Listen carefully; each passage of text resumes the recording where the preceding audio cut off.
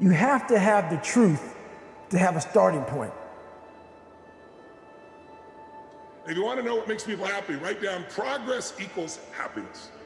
Think about it. You can achieve everything in the world and still go, is this all there is?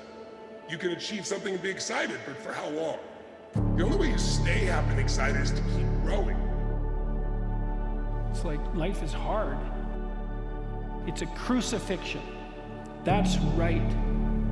And so it's no wonder they think that. It's like, okay, fine. First of all, we're going to take it seriously. Yeah, you're suffering and adrift, and you have your reasons. Despite that, there's more to you than you think. And you know that too. Once you come face to face with who you are, you have a starting point. All right, I'm not real smart. I have no courage. I have no self-esteem. I have no nothing. Nothing. That's my starting point. Now we can move from there. But if I tell myself I'm strong, I have courage, I'm smart, and all these are lies, you continuously push that starting point backwards. So that starting point is the truth. Progress is everything. If you're making progress on your body, progress in your mind, progress in your emotion, you're gonna feel happy. When you get there, you feel excited, but again, for how long? A year? No. Because we're not made to just sit and, be successful. We're made to grow. We're made to, and as we grow, we have something to give.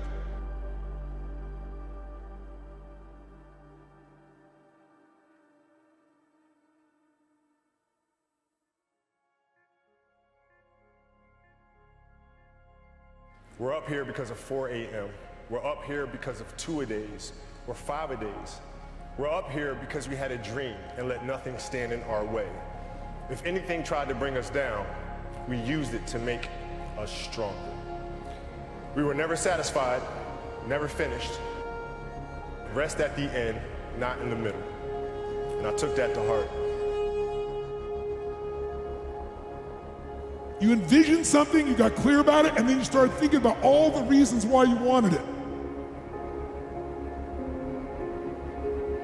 Your being is limited and flawed and fragile, this immense potential, but constrained in this tiny little living space. But the fact that you have limitations means that the plot of your life is the overcoming of those limitations, and that if you didn't have limitations, well, there wouldn't be a plot, and maybe there would be no life. And so that's part of the reason why perhaps you have to accept the fact that you're flawed and insufficient, and live with it and consider it a precondition for being.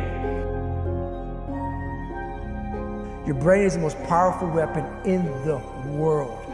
Once you put away your phones and your computers, your brain is the only thing you have when you're going through depression, when you're going through hard times, when you're going through death, real life shit. You're alone, but there's 24 hours in a day when you're alone in this brain. And your brain is talking to you in all kinds of ways, and it wants to control you and pull you in these different pockets. If you can't control your own brain, and your brain controls you, you got to tell your brain where you want to go and how you want to go and how you want to get there. You got to control it. If not, it's over.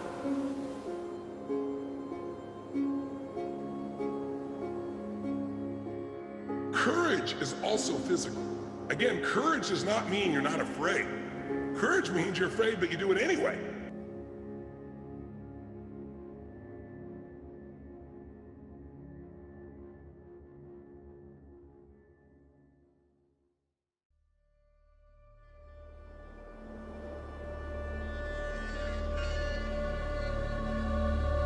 I don't know what the limits are. It's like if you were the best person you could be. Truly, if you decided to live by truth and to aim at the good, and you really did that, you put your whole heart and soul into it, like that's what you were staking your life on, because you're staking your life on something. Who the hell could you be? Great ideas are never going to interrupt you. They have to be pursued. And if you don't pursue them, you're going to get what everybody else has, which is all this fear, all this uncertainty, all this stuff won't work because everybody's focused on what won't work, what can't happen. Why? Because they're afraid. They're afraid to fail. They're afraid to try and feel like they're not enough. So you got to stand guard that mind by feeding your mind. You have a certain amount of potential within your grasp. You may find what you have contemptible because you're not in a position of power. This modicum of possibility that's been granted to you is beneath you. And so you do nothing with it. And so you get nothing from it. You take that seriously. You do the small things you can, the humble things that you can to put yourself together, tiny, embarrassing ways that are real. And if you do that enough, you'll fortify yourself. You're not a manager of your life, you're a creator of your life. How do you create your life? You get hungry for something, don't you? Life's one big head game. You play with yourself. If you lose, it's because you allow life to get in your head. You know perfectly well you can be far more than you are, and you don't know what the upper limit of that is.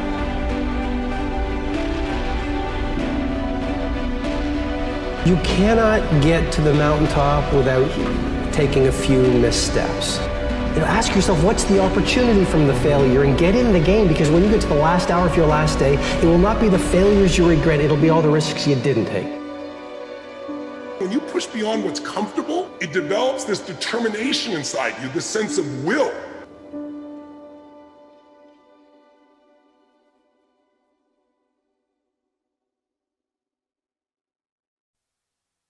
You can decide that you're going to stand up to life. You can decide that I'm going to live each day as if it were my last. You have the power to make that decision. You decided there's something you wanted so bad that you unleashed all your desire. You became obsessed with it.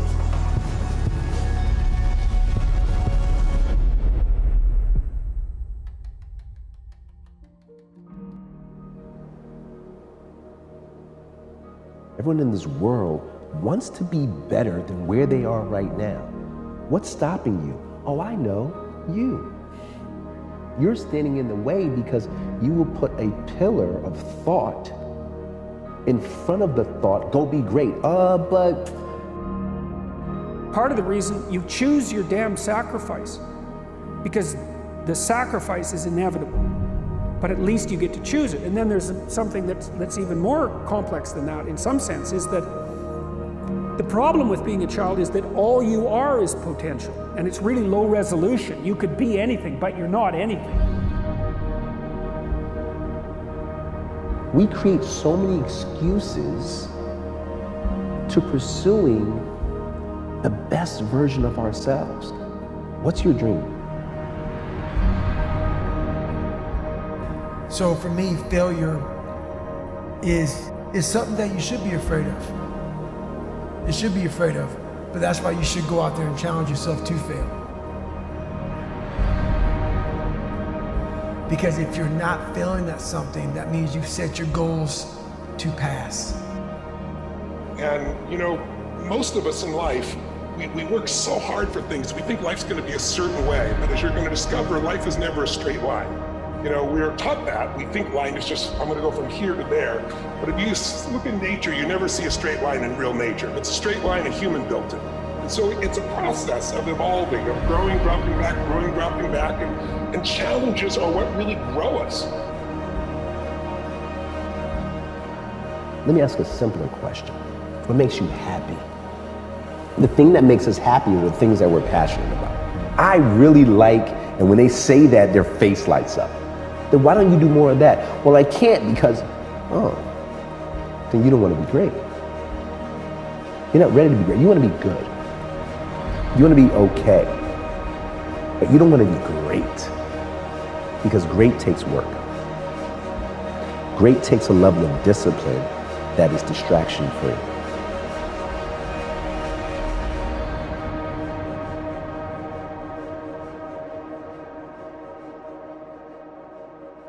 If you love something, you spend time with that something.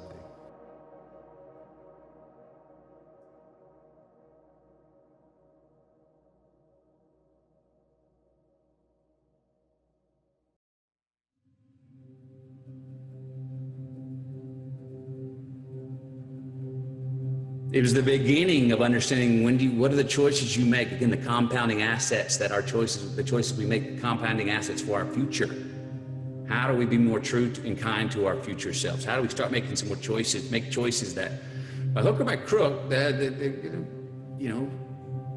gonna be brave, courageous choices that you can look in the mirror if it works and go, yep, I'm responsible. And if they don't work, you can go, yep, that's on me.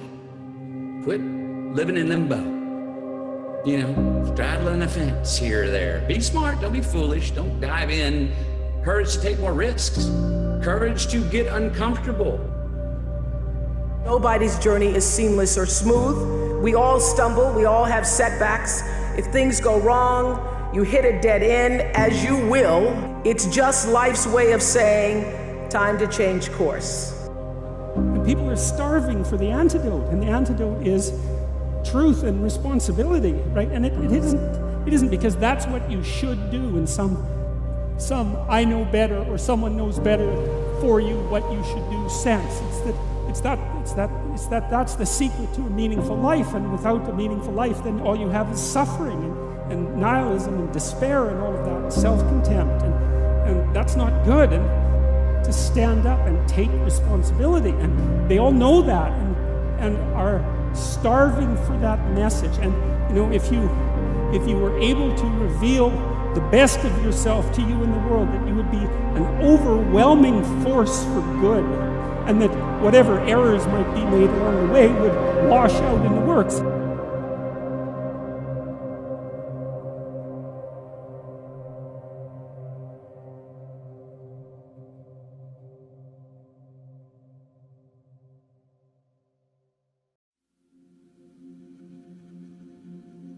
You can live life with ease, not with struggle. One thing is, when we say work, it's many young people, wonderful people who are getting recognized for whatever wonderful things they have done, leaving them apart, but generally work means always been people have been taught that they must work hard. Nobody told them they must work joyfully. Nobody told them their work should be an expression of their joy or their love. They have to work hard.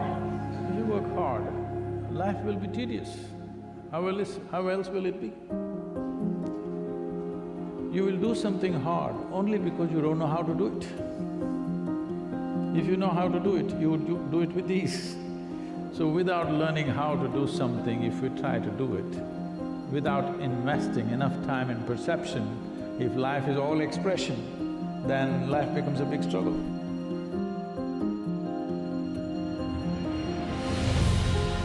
Don't react against a bad situation, merge with that situation instead, and the solution will arise from the challenge.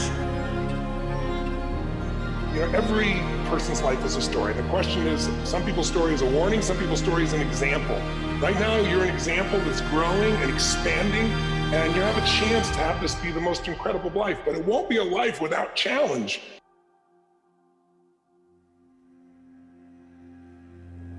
And the challenges we're facing right now give you an opportunity to grow like very few generations.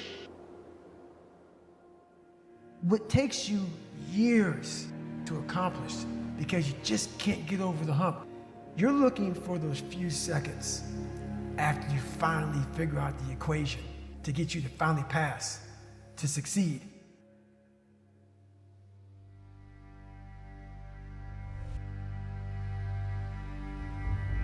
And what I began to realize is that the mind is the matrix in and of itself.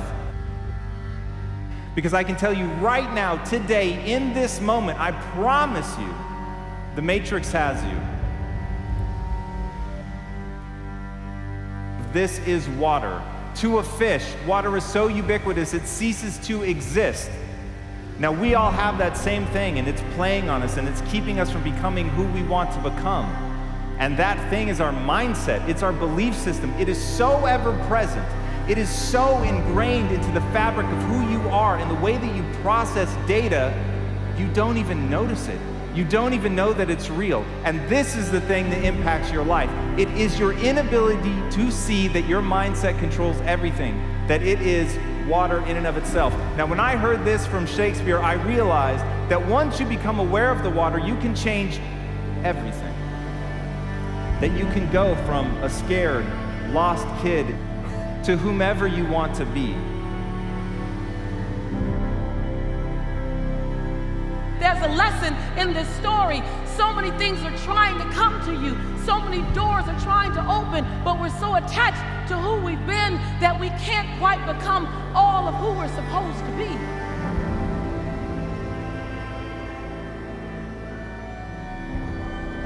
There becomes a time when you no longer fit in your own story. There's a new part 2 trying to be born for you. And it requires you to own every part of the past, but own every part of the possibility. And on the other side of that, the diamonds that will drop out of your mouth, the diamonds that will come birthing from your soul, the seeds that will be planted, and the harvest that will grow. You will be barely recognizable, but better than that are the people around you. Because when you change, you as just one person. But when you become a force to be reckoned with, then your voice permeates.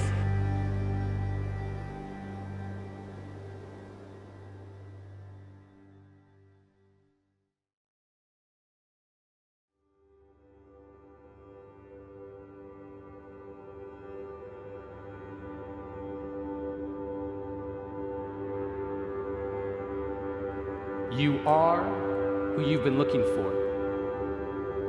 So stop looking for more unless you're looking in a mirror, because it's about time for you to see clearly that you are who you've been looking for.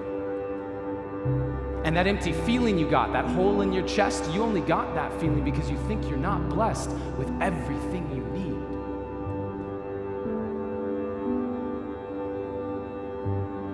And yes, love is the answer, love is the key, but if you can't love yourself, how can you ever love me? And loving yourself, what does that even mean? Like massages and selfies and that sort of thing? Because the more I think about it, the more it feels weird. I've always been taught that self-love was something to be feared. I've been taught that arrogance is bad and vanity, it's not good. What should I do? How should I act? I'm supposed to love myself, but how do I even do that? How many of you, within the course of your lifetime, have the capacity to be peaceful? The capacity to be peaceful. If you have the capacity to be peaceful, then you are already moving in the right direction. Because we as human beings, naturally and innately, have the capacity to be peaceful. Because when we are at peace with ourselves, we are experiencing our enlightened consciousness, yes? So this is how transformation works. We have to let go of all the golden carrots that are being dangled in front of us, of success, of accumulation, of being more, because more isn't necessarily more. Do you understand that?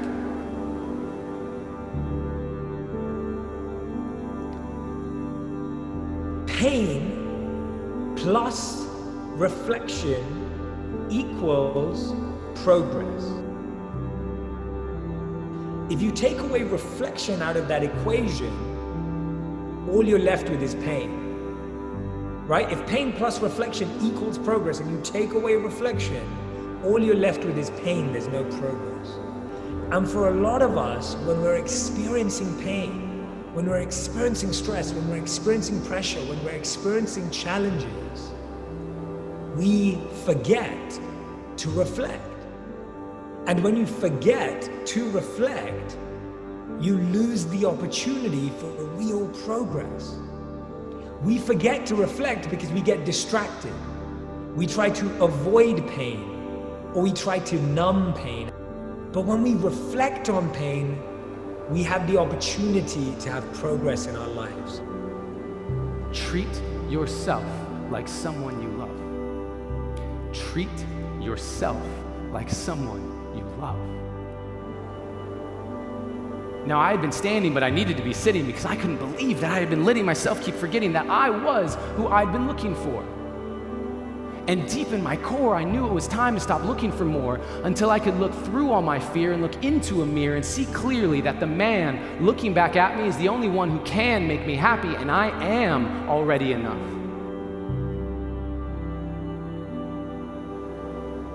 What's my next step? And so I'd go immediately into action. And you know, I find that when we ask the universe these questions, a lot of clarity emerges. You have to ask the question first, but if you ask life, what's my next step to get to that future, which looks impossible from this perspective, you will start to intuitively know what that next step is. So the true source of influence is your service to something higher. Without that, you're living a life of manipulation, trying to get something to be successful. However, when you begin to surrender your life to something higher, an attribute of the presence, even your definition of success changes. This too shall pass. Whatever you're feeling, whether you're feeling great or whether you're feeling terribly, it's going to pass.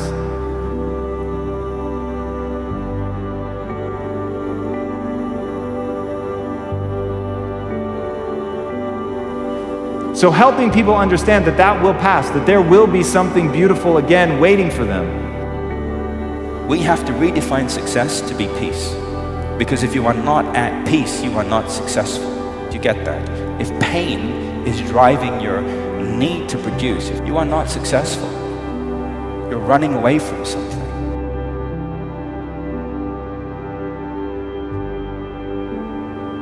So it's not about who you are.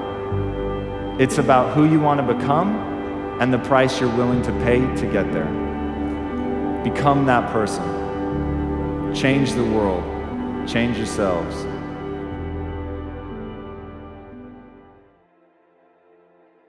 They are the most significant questions that a person can ask. Why am I here? What's the difference between love and between fear? How can I know? How can I align myself with the highest part of myself that I can possibly imagine or think of? These are questions that we've been asking ourselves since we were a species. Now we're multi-sensory, and we can begin to experience the things that we used to believe, have to believe on faith. Now we can begin to see for ourselves who is responsible for our lives. The final step in creating authentic power is to give your power to a higher power. You can have what you want and need, assuming you're taking care of yourself. You're starting out with the proper attitude towards yourself, which is that you're worthy of care and respect, and there's something to you that's valuable that at least could be developed. You need to give yourself that amount of credit, like you would with anyone that you might be willing to attempt to care for and love. You can have what you want, but you have to specify it.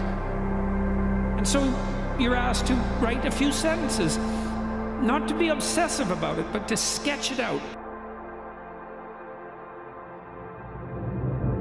Like, okay, it's 3 to 5 years down the road, and you have what you need and want to make your life what it needs to be, so that you can be a good person in the face of the suffering of life. What does it look like? Consider for a moment the multitude of your faults and the direction those faults could pull you in. And everyone knows that. Everyone has a sense of how they would fall apart. It's 3 to 5 years down the road and you've let that part of your character dominate. What particular corner of hell is it that you're now occupying? And so now you have something to aim at, you have a purpose, right? And that's motivating. Like, our positive emotion is linked to our pursuit of valuable goals. That's how our brains are set up. And so you need that positive goal, and you need something to run away from. And so you can run away from the worst in you. You can escape from the worst in you, and you can move towards the best in you.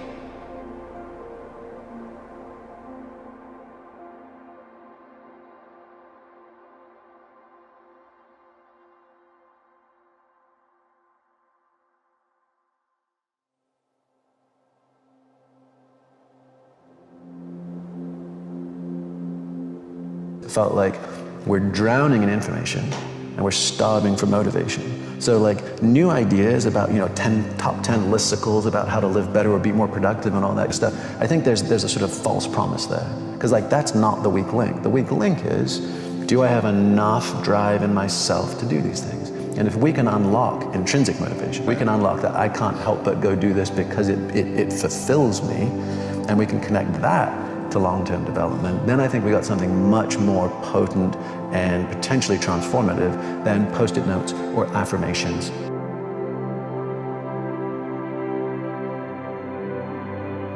In order to make it stick, go brick by brick. One of the things that's interesting about having big dreams and big goals is that oftentimes the fact that the goals and the dreams that we have are so big, it makes them really, really difficult to achieve because you spend so much time thinking about how big the idea or the dream is that you become paralyzed in the moment around taking action. How do you build a house? By laying a foundation, brick by brick by brick. You go one small brick at a time, and it's exactly the same thing for your goals, by the way. So if you think about where you're at in this moment, and you think about the path between where I'm at and where you want to get to is the same. It is a brick path, and it is comprised of a ton of little bricks that come together to take me forward. And so when you think about a goal or you think about a dream as a million little bricks that come together and lay a path forward, that's the way visually you can break down your goals. The most important conversation you'll ever have is the one you have with yourself. You wake up with it, you walk around with it, you go to bed with it. Eventually you act on it, whether it be good or bad. There's haters everywhere in this world. We have to be able to live amongst distractions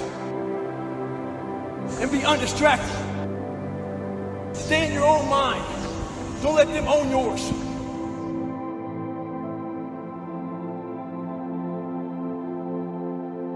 Our whole life is set up in the path of least resistance. We don't want to suffer. We don't want to feel discomfort. So the whole time we're living our lives in a very comfortable area. There's no growth in that.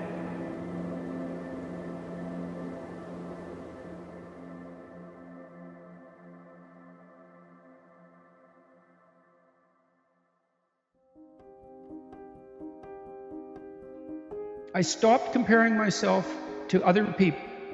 So I stopped comparing what I didn't have to what other people had. I left that off the table. And then I started to reward myself for improving over what I was yesterday. And that's profound change because it means that you actually get your reward structure transformed.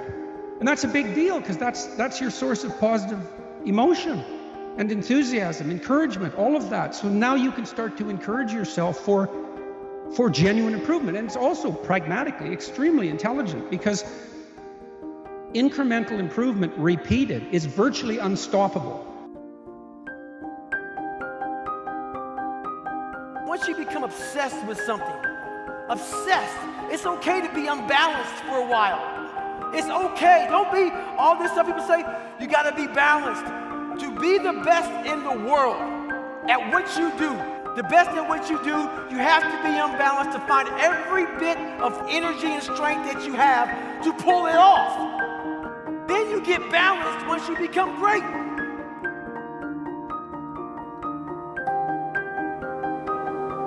Why are you so daggone crazy because I'm trying to be the best I can to give you the best that I am. And it takes being obsessed to where people think you're crazy.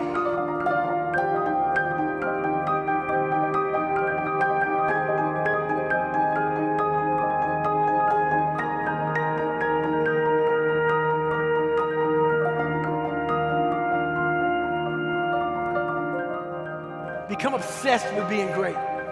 It changes everything.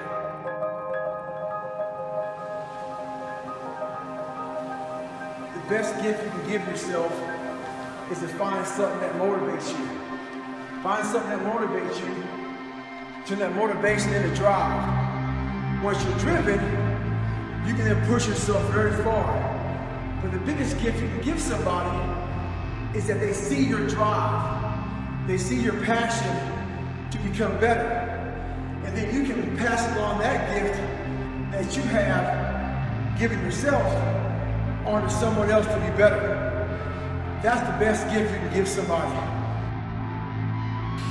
You can take your surroundings beyond order and move towards beauty, and that's unbelievably useful because, well, beauty calls people to their higher being, I would say, and to make friends with beauty is to introduce yourself very carefully to one of the mysteries of life that make it worth living. Let me tell you, in order to have something different, you are going to have to do something different. In order to have something more, you have to do something you haven't done yet.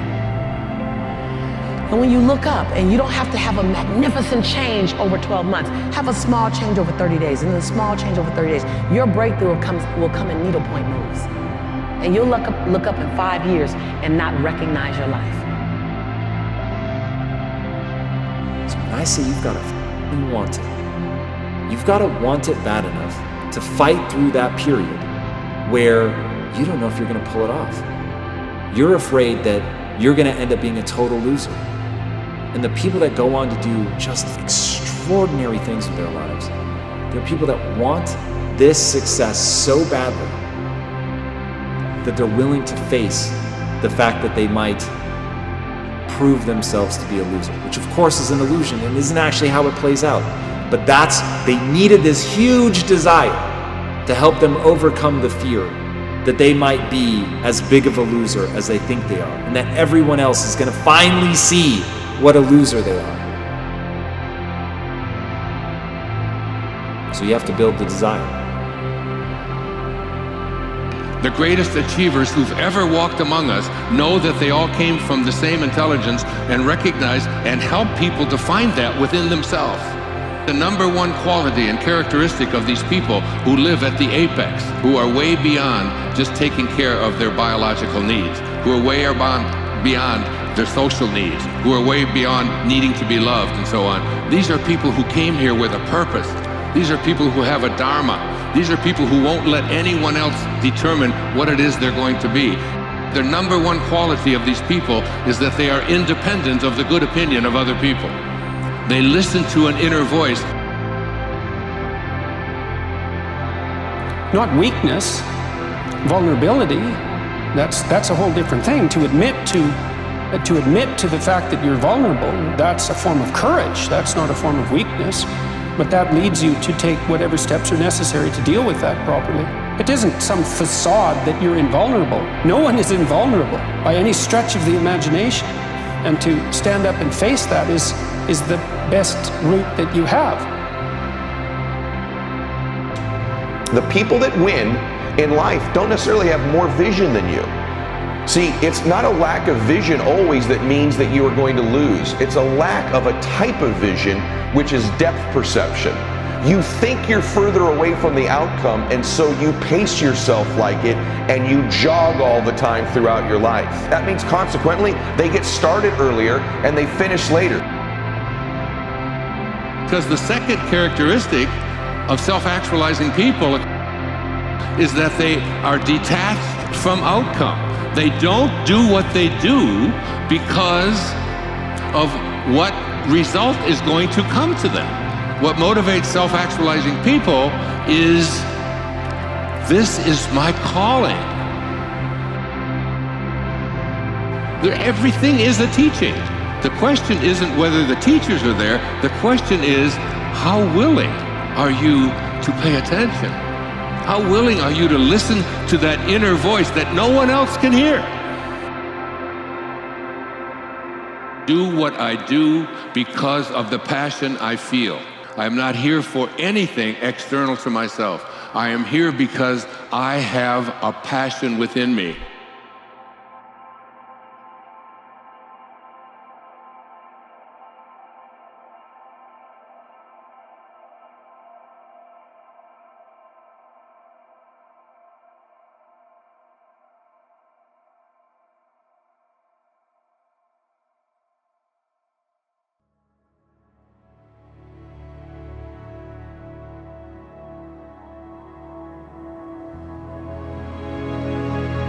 Build the desire, and then recognize the truth about trying and failing and how information-rich failure really is, that this is a game that's meant to be played on a long timeline.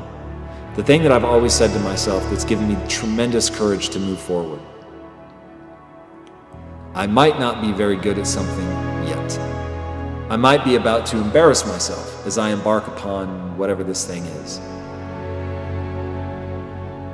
But I'm willing to learn. I'm willing to fail. I'm willing to embarrass myself. And because of that, and because nothing teaches you faster than failure, on a long enough timeline, I can beat anyone at anything because everyone else will give up. Now maybe that's not true, but because that's what I repeat in my head, it makes me act as if it were true.